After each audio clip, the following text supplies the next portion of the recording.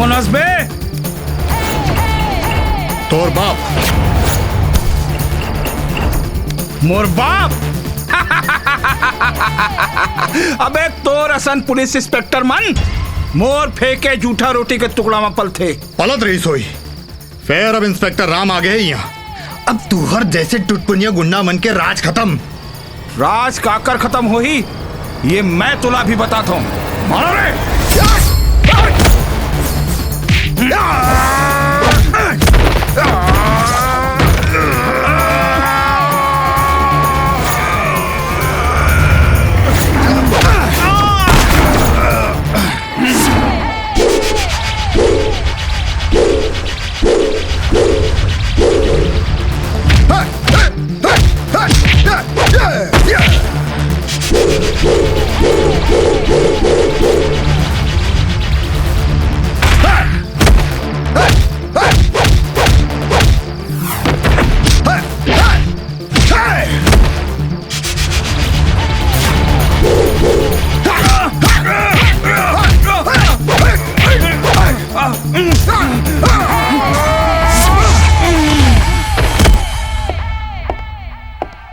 Inspector तय अभी नवा नवा आयास ना तो खून उबाल मारा थे।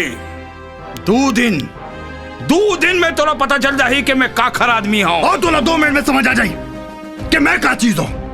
साला गंदी नाली के कीड़ा अफीम से रसला बेच के लाखों नौजवान मन ला नचड़ी बनातस और ताव दिखातस। काय चीजस रे? काय चीजस? बोल बोला। मैं काखर आदमी हूँ तोरा पता चली ना तो सटक जाबते हैं। काखर आदमी कोनो डॉन के, कोनो टटपुजिया नेता के, विधायक के, सांसद के, मुख्यमंत्री के, प्रधानमंत्री के बोलना में काकर आदमी। सुन बे सुअर, अब ये थानों में इंस्पेक्टर राम आ गए और मैं अच्छा गुंडा और नेता मन के सटक दूं। शेर सिंह। यस सर। 3rd डिग्री दो। यस सर।